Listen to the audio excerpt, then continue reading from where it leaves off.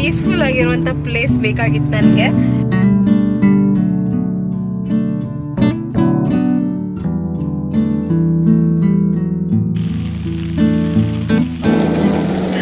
ಹೆಂಗ ಅನಿಸ್ತು ಮಳೆಯಲ್ಲಿ? Hello everyone, welcome to Divya vlogs. ಯಾವುದಾದ್ರೂ ಫಂಕ್ಷನನ್ನು ಅಟೆಂಡ್ ಮಾಡ್ತಿರ್ತೀವಿ, ಅಲ್ಲಿ ತುಂಬ ಜನ ಸಿಗ್ತಾರೆ ನಮಗೆ, ಅಥವಾ ಒಂದು ಗ್ರೂಪಲ್ಲಿ ಕೂತ್ಕೊಂಡು ಮಾತಾಡ್ತಾ ಇರಬೇಕಾದ್ರೆ ಎಲ್ಲವೂ ಚೆನ್ನಾಗೇ ಇರುತ್ತೆ. ಆದರೆ ಯಾರಾದರೂ ಒಂದು ಸಡನ್ನಾಗಿ ಅವ್ರ ಪ್ರಕಾರ ಅವರು ಕ್ಯಾಶುವಲ್ ಆಗಿ ಕೇಳಿದೆ ಅಂತ ಅನಿಸ್ಬೋದು. ಬಟ್ ನಮಗೆ ಅವರು ಕೇಳುವಂಥ ಒಂದು ಕ್ವಶನ್ ಇರ್ಬೋದು, ಅಥವಾ ಅವರು ಪಾಸ್ ಮಾಡುವಂಥ ಕಮೆಂಟು ತುಂಬಾ ಹರ್ಟ್ಫುಲ್ ಅಂತ ಅನಿಸ್ಬೋದು, ತುಂಬ ಪರ್ಸ್ನಲ್ ಅಂತ ಅನಿಸ್ಬೋದು. ಬಟ್ ಅಂಥ ಮೂಮೆಂಟಲ್ಲಿ ನಾವು ಹರ್ಟ್ ಆಗಿಬಿಟ್ಟು ಅವ್ರ ಎದುರಿಗೆ ಹೇಗೆ ರಿಯಾಕ್ಟ್ ಮಾಡಬೇಕು ಅಂತ ಗೊತ್ತಾಗದೆ ಒಂಥರ ಪೇಚಾಡೋದಕ್ಕಿಂತ ಒಂದು ಮೂಮೆಂಟ್ ಪಾಸ್ ತಗೊಂಡು ನಾವು ಅದಕ್ಕೆ ಕರೆಕ್ಟಾಗಿ ಏನೋ ಒಂದು ಹ್ಯೂಮರಲ್ಲಿ ರೆಸ್ಪಾಂಡ್ ಮಾಡಿಬಿಟ್ರೆ ತುಂಬಾ ಚೆನ್ನಾಗಿರುತ್ತೆ. ಸುಮ್ಮನೆ ಅದನ್ನು ಪರ್ಸ್ನಲ್ ಆಗಿ ತೊಗೊಂಡು ಅದನ್ನು ಹರ್ಟ್ ಮಾಡ್ಕೊಳ್ಳೋದಕ್ಕಿಂತ ಯಾವಾಗಲೂ ಅಷ್ಟೇ. ಯಾಕಂದರೆ ಎದುರಿನ ವ್ಯಕ್ತಿ ತುಂಬ ಪ್ಲ್ಯಾಂಡ್ ಆಗಿ ಯಾವುದೋ ಒಂದು ಸ್ಟೇಟ್ಮೆಂಟ್ ಮಾಡ್ತಾನೆ ಅಂತ ನನಗೆ ಅನಿಸೋದಿಲ್ಲ. ಒಟ್ಟು ರ್ಯಾಂಡಮ್ ಆಗಿ ಹೇಳಿರಬಹುದು. ಆದರೆ ನಾವು ಪರ್ಸ್ನಲ್ ಆಗಿ ತೊಗೊಂಡು ಸುಮ್ಮನೆ ನಮಗೆ ನಾವು ಹರ್ಟ್ ಮಾಡ್ಕೊಳ್ಳೋಕ್ಕಿಂತ ಆ ಒಂದು ಸಿಚುವೇಶನನ್ನು ಜಸ್ಟ್ ಒಂದು ಲೈಟ್ ನೋಟಲ್ಲಿ ಪಾಸ್ ಮಾಡಿಬಿಟ್ರೆ ತುಂಬಾ ಚೆನ್ನಾಗಿರುತ್ತೆ. ಇದು ನಾನು ಅಂದ್ಕೊಂಡಿರೋದು. ಎಲ್ಲವನ್ನೂ ನಾವು ಪರ್ಸ್ನಲ್ ಆಗಿ ಹೇಗೆ ತೊಗೊಳ್ತಾ ಹೋಗ್ತೀವೋ ಅಷ್ಟು ನಮಗೆ ಹರ್ಟು ಜಾಸ್ತಿ ಆಗ್ತಾ ಹೋಗುತ್ತೆ. ಸೊ ನಾವು ಹರ್ಟ್ ಆಗಬಾರ್ದು, ನಾವು ಸಂತೋಷವಾಗಿರಬೇಕು, ನಮ್ಮ ಹ್ಯಾಪಿನೆಸ್ ನಮ್ಮ ಕೈಲಿರಬೇಕು ಅಂದರೆ ಎಲ್ಲವನ್ನು ಪರ್ಸ್ನಲ್ ಆಗಿ ತೊಗೊಳಕ್ಕೆ ಹೋಗಬಾರ್ದು. ಕೆಲವೊಂದನ್ನು ತುಂಬಾ ಕ್ಯಾಶುವಲ್ ಆಗಿ ನಗ್ನಗ್ತಾ ಅಲ್ಲೇ ಹಾರಿಸ್ಬಿಡ್ಬೇಕು. ಸೊ ಇದು ನಾನು ಅಂದ್ಕೊಂಡಿರೋದು. ಈ ಥರ ಮಾಡೋದ್ರಿಂದ ಲೈಫು ತುಂಬಾ ಲೈಟರ್ ಆಗಿ ಆಗ್ತಾ ಹೋಗುತ್ತೆ. ಒಂದಷ್ಟು ತರಕಾರಿಗಳನ್ನೆಲ್ಲ ನಾನು ಆನ್ಲೈನಲ್ಲಿ ತರಿಸಿದ್ದೆ. ಅದನ್ನೆಲ್ಲ ನೀಟಾಗಿ ಫ್ರಿಜ್ಜಲ್ಲಿ ಆರ್ಗನೈಸ್ ಮಾಡ್ಕೊಂಡಿದ್ದಾಯಿತು. ಹಾಗೆ ಇವತ್ತು ಸಿಂಪಲ್ಲಾಗಿ ಬಸಳೆ ಸೊಪ್ಪಿನ ಸಾಂಬಾರು ಹಾಗೆ ಬೆಂಡೆಕಾಯಿ ಫ್ರೈಯನ್ನು ಮಾಡಿದ್ದೆ. ಎಲ್ಲ ಊಟ ಮಾಡಿ ಒಂದು ಸ್ವಲ್ಪ ಹೊತ್ತು ರಿಲ್ಯಾಕ್ಸ್ ಆದಮೇಲೆ ಎಲ್ಲಾದರೂ ಹೋಗೋಣ ಅಂತ ಅನಿಸ್ತಾ ಇತ್ತು. ತುಂಬ ದಿವಸ ಆಯಿತು ಹೊರಗಡೆ ಹೋಗ್ದೇನೆ, ಹಾಗಾಗಿ ಹೊರಟಿದ್ದೀವಿ. ಇವತ್ತು ಸಂಡೇ, ಸ್ವಲ್ಪ ಬೋರ್ ಆಗ್ತಾ ಇತ್ತು ಮನೇಲಿ. ಎಲ್ಲಾದರೂ ಹೊರಗೆ ಹೋಗ್ಬೇಕು ಅಂತ ಅನಿಸ್ತಾ ಇತ್ತು ನನಗೆ. ಹಾಗಾಗಿ ಎಲ್ಲಾದ್ರೂ ಹೋಗೋಣ ನಡೀರಿ ಅಂತ ಹೇಳ್ದೆ. ಎಲ್ಲ ಹೋಗೋದು ಅಂತ, ಎಲ್ಲಾದ್ರೂ ಪ್ಲೆಸೆಂಟ್ ಆಗಿ ಪೀಸ್ಫುಲ್ ಆಗಿರುವಂತ ಪ್ಲೇಸ್ ಬೇಕಾಗಿತ್ತು ನನಗೆ. ಸುಮ್ಮನೆ ಜನಜಂಗುಳಿ ಇರೋ ಕಡೆ ಅಥವಾ ಯಾವುದೋ ಒಂದು ರೆಸ್ಟೋರೆಂಟ್ಗೆ ಹೋಗಿ ಊಟ ಮಾಡ್ಕೊಂಡು ಬರೋದು, ಈ ಥರದ್ದು ಯಾವುದೇ ಪ್ಲಾನ್ ಬೇಕಾಗಿರಲಿಲ್ಲ. ಜಸ್ಟ್ ಪೀಸ್ಫುಲ್ ಆಗಿ ಇರುವಂಥ ಕಡೆ ಹೋಗೋಣ ಅಂತ ಹೇಳಿ.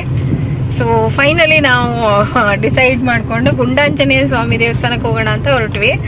ಸೊ ಗುಂಡಾಂಜನೇಯ ಸ್ವಾಮಿ ದೇವಸ್ಥಾನ ತುಂಬ ಸಲ ಹೋಗಿದ್ದೀವಿ, ಈಗಾಗಲೇ 2-3 ಸಲ ಹೋಗಿದ್ದೀವಿ.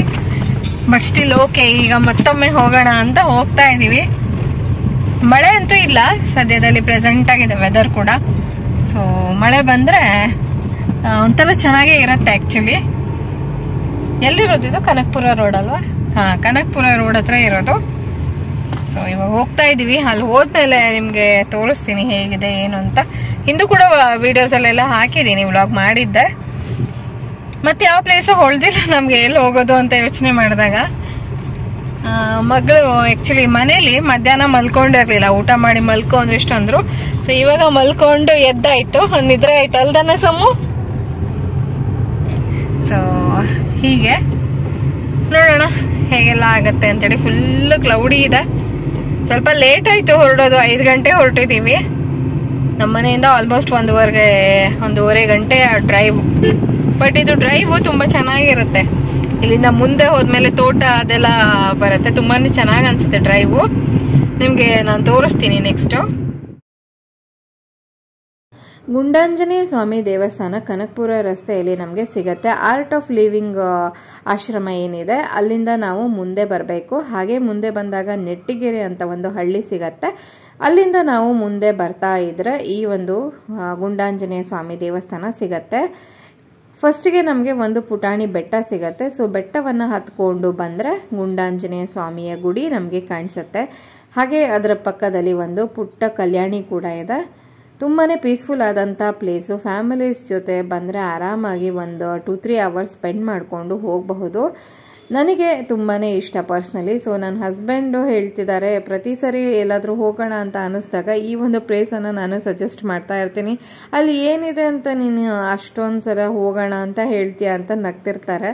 ಬಟ್ ನನಗೆ ಈ ಒಂದು ಪ್ಲೇಸು ತುಂಬಾ ಅಂದರೆ ಪೀಸ್ಫುಲ್ ಅಂತ ಅನಿಸುತ್ತೆ ನಿಜ ಹೇಳಬೇಕು ಅಂದರೆ. ಚೆನ್ನಾಗಿದೆ. ಹೌದು, ಮಳೆಗಾಲ ಬಂದಿದೆ. ಸೊ ಎಲ್ಲ ಕಡೆ ಹಸಿರು ಕಾಣ್ತಾ ಇದೆ, ಅದರಿಂದಾಗಿ ಚೆನ್ನಾಗಿ ಕಾಣಿಸ್ತಾ ಇದೆ. ಬಟ್ ಇಲ್ಲದೇ ಇದ್ರೂ ಕೂಡ ಇದು ಕೆಲವರಿಗೆ ಇಲ್ಲೇನಿದೆ ಬಿಡು ಅಂತ ಅನಿಸ್ಬೋದು, ಬಟ್ ನನಗೆ ತುಂಬ ಚೆನ್ನಾಗಿ ಅನಿಸುತ್ತೆ. ಅಂದರೆ ಒಬ್ಬೊಬ್ಬರಿಗೆ ಒಂದೊಂದು ರೀತಿ ಇಷ್ಟ ಆಗುತ್ತಲ್ವ. ಕೆಲವರಿಗೆ ಜನ ಜಂಗುಳಿ ಮಧ್ಯ ಇರೋಕ್ಕೆ ತುಂಬಾ ಇಷ್ಟ ಆಗುತ್ತೆ, ಪ್ರಿಫರ್ ಮಾಡ್ತಾರೆ. ನನಗಂತೂ ತುಂಬಾ ಕಡಿಮೆ ಜನ ಎಲ್ಲಿರ್ತಾರೆ ಅಲ್ಲಿ ನನಗೆ ಇಷ್ಟ ಆಗುತ್ತೆ.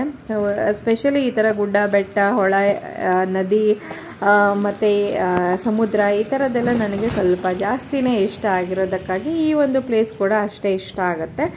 ಇಲ್ಲಿ ಸುತ್ತಲೂ ನಮಗೆ ಹಳ್ಳಿ ಕಾಣಕ್ಕೆ ಸಿಗತ್ತೆ ಎತ್ತರದಿಂದ, ಮತ್ತು ಸುತ್ತಮುತ್ತಲೂ ಸುಮಾರಷ್ಟು ಗದ್ದೆಗಳು ಮತ್ತು ತೋಟ ಎಲ್ಲ ಮಾಡ್ಕೊಂಡಿದ್ದಾರೆ ನೋಡಿ. ಇಲ್ಲಿ ಚಿಕ್ಕ ಚಿಕ್ಕ ಟ್ರೆಕ್ ಥರ ಆಗುತ್ತೆ, ಒಂದು ಆಲ್ಮೋಸ್ಟ್ ಪುಟಾಣಿ ಟ್ರೆಕ್ ಥರ. ದೇವಸ್ಥಾನ ಆಚೆ ಕಡೆ ಇದೆ, ದೇವಸ್ಥಾನ ಬಾಗಿಲು ಕ್ಲೋಸ್ ಇತ್ತು, ಹಾಗಾಗಿ ನಮಗೆ ಒಳಗೆ ಹೋಗೋಕ್ಕಾಗಿಲ್ಲ ಇವತ್ತು. ಹಾಗೆ ಇಲ್ಲಿ ಬಂದು ಒಂದು ಹಾಫ್ ಆನ್ ಅವರ್ ಆಗಿತ್ತೇನೋ, ಅಷ್ಟೊತ್ತಿಗೆ ಜೋರಾಗಿ ಮಳೆ ಬರೋಕ್ಕೆ ಸ್ಟಾರ್ಟ್ ಆಯಿತು. ನಾವು ಹಾಫ್ ಆನ್ ಅವರ್ ಆದರೆ ಹಾಫ್ ಆನ್ ಅವರು ಒಟ್ಟು ಇದ್ಕೊಂಡು ಬರೋಣ ಅಂತ ಹೋಗಿದ್ದಲ್ವ. ಹಾಗೆ ನೋಡಿ ಇಲ್ಲಿ ಹಸ್ಬೆಂಡು ಕಹಿಬೇವು ಎಲೆಗಳನ್ನು ಕಿತ್ಕೊಂಡು ಬಂದರು. ಅದನ್ನು ಚೆನ್ನಾಗಿ ಎಣ್ಣೆಯಲ್ಲಿ ಕುದಿಸ್ಬಿಟ್ಟು ಮಗಳಿಗೆ ಎಣ್ಣೆ ಮಾಡ್ತೀನಿ ನಾನು. ಹಾಗೆ ಅದನ್ನು ನೀರಲ್ಲಿ ಹಾಕಿ ನಾವು ಚೆನ್ನಾಗಿ ಕುದಿಸ್ಬಿಟ್ಟು ಆ ನೀರನ್ನು ಕುಡಿಯೋದ್ರಿಂದ ಕೂಡ ನಮ್ಮ ರಕ್ತ ಶುದ್ಧೀಕರಣ ಆಗುತ್ತೆ. ತುಂಬಾ ಒಳ್ಳೆ ಒಂದು ಮನೆಮದ್ದು ಅದು. ನಂಜಿಗೆಲ್ಲ ನಮಗೆ ಚಿಕ್ಕವರಿದ್ದಾಗ ಅಮ್ಮ ಅದನ್ನೇ ಮಾಡಿ ಕೊಡ್ತಿದ್ರು. ಹಾಗೆ ನಾನು ಮತ್ತು ಮಗಳು ಸ್ವಲ್ಪ ಹೊತ್ತು ಇಲ್ಲಿ ವಾಕ್ ಎಲ್ಲ ಮಾಡ್ತಾಯಿದ್ವಿ. ನನ್ನ ಹಸ್ಬೆಂಡ್ ಹತ್ರ ಒಂದೆರಡು ವೀಡಿಯೋಸ್ ಮಾಡಿಕೊಡಿ ಅಂತ ಹೇಳ್ತಿದ್ದೆ, ರೀಲ್ಸ್ಗೆ ಪೋಸ್ಟ್ ಮಾಡೋಣ ಅಂಥೇಳಿ. ನೀವೇನಾದರೂ ನನ್ನ ರೀಲ್ಸ್ ನೋಡೋ ಇಂಟ್ರೆಸ್ಟ್ ಇದ್ದರೆ ನನ್ನ ಇನ್ಸ್ಟಾಗ್ರಾಮ್ ಪೇಜ್ ಇದೆ, ಅಲ್ಲಿ ನೀವು ಚೆಕ್ ಮಾಡಬಹುದು. ಅಲ್ಲಿ ನಾನು ಆಗಾಗ ರೀಲ್ಸನ್ನೆಲ್ಲ ಪೋಸ್ಟ್ ಮಾಡ್ತಾ ಇರ್ತೀನಿ. ಸೊ ನೋಡ್ತಾ ನೋಡ್ತಾ ಮಳೆ ಬಂದೇ ಬಿಡ್ತು. ಎಷ್ಟು ಚೆನ್ನಾಗಿದ್ದು ವಾತಾವರಣ ನೋಡಿ. ಇಲ್ಲಿ ಯಾವ ಥರ ಆಗಿದೆ, ಫುಲ್ ಕತ್ತಲೆ ಕಳ್ಕೊಂಡ್ಬಿಟ್ಟಿದೆ. ಒಂದು 5 ನಿಮಿಷ ಮಳೆಯಲ್ಲಿ ಇರೋಣ ಅಂತ ನೋಡಿದ್ರೆ ಜೋರಾಗಿ ಮಳೆ ಸ್ಟಾರ್ಟ್ ಆಗೋಯ್ತು. ಫುಲ್ ಜೋರಾಗಿ ಬರ್ತಾ ಇದೆ. ಫುಲ್ ಎಲ್ಲ ಓಡಿ ಬಂದು ಕಾರ್ ಹತ್ಕೊಂಡಿದ್ದೀವಿ ಇವಾಗ. ನನ್ನ ಪುಣ್ಯ ಒಂದು ಛತ್ರಿ ತಗೊಂಡಿದ್ದೆ ಯಾವುದಕ್ಕೂ ಇರಲಿ ಅಂತ ಹೇಳಿ. ಸೊ ಅಷ್ಟು ಮಟ್ಟಿಗೆ ಬಚಾವಾದ್ವಿ.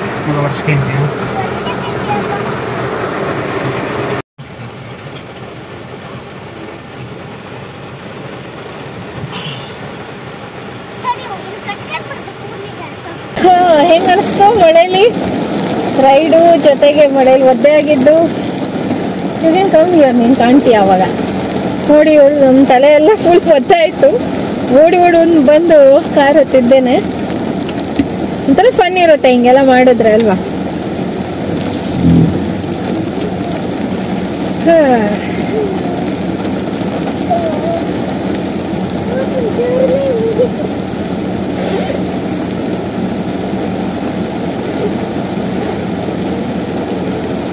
ಡ್ರೈ ಮಾಡೋದು ನೋಡ್ಕೊಬೇಕಲ್ವಾ. ಇದನ್ನು ತಿನ್ನೋಣ.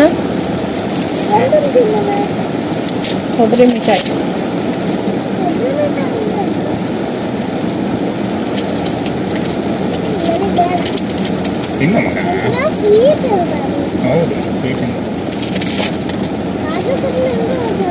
ಫುಲ್ ತಿಂತೀರಾ?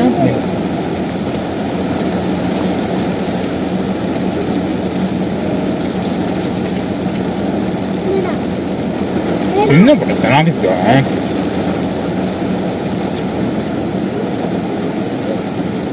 ವಾಪಸ್ಸು ನಾವು ಮನೆ ಕಡೆಗೆ ಬಂದ್ವಿ. ಇಲ್ಲಿ ಮನೆಗೆ ಬರುವಷ್ಟರಲ್ಲಿ ತುಂಬಾ ಹಸಿವಾಗ್ತಾ ಇತ್ತು ಎಲ್ರಿಗೂ. ಮನೆಯಲ್ಲಿ ಅಡುಗೆ ಮಾಡಿದ್ದೆಲ್ಲವೂ ಮಧ್ಯಾಹ್ನ ಮಾಡಿದ್ದು ಹಾಗೆ ಇತ್ತು.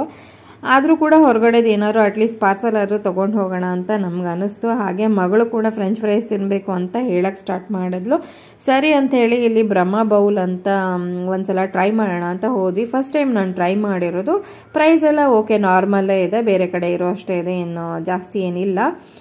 ಮತ್ತು ಟೇಸ್ಟ್ ವೈಸ್ ಹೇಳಬೇಕಂದ್ರೆ ನನಗೆ ಜಸ್ಟ್ ಆ್ಯಾವ್ರೇಜ್ ಅಂತ ಅನ್ನಿಸ್ತು. ನಾವು ಇಲ್ಲಿ ಬೇಬಿಕಾರ್ನ್ ಮಂಚೂರಿಯನ್ನು ಮತ್ತು ಫ್ರೆಂಚ್ ಫ್ರೈಸ್ ತೊಗೊಂಡಿದ್ವಿ. ಎರಡೂ ಕೂಡ ಅಂತ ಏನು ಗ್ರೇಟ್ ಅಂತ ಅನ್ನಿಸ್ಲಿಲ್ಲ, ಓಕೆ ಅಂತ ಹೇಳಬಹುದು. ಇದಾಗಿತ್ತು ಇವತ್ತಿನ ಒಂದು ವ್ಲಾಗು. ಹೇಗೆ ಅನ್ನಿಸ್ತು ನಿಮಗೆ ಅಂತ ನನಗೆ ಕಾಮೆಂಟಲ್ಲಿ ತಿಳಿಸಿ. ಇಲ್ಲಿವರೆಗೂ ನೋಡಿದ್ದೀರಾ ಅಂದರೆ ದಯವಿಟ್ಟು ಒಂದು ಲೈಕನ್ನು ಕೂಡ ಮಾಡಿಬಿಡಿ.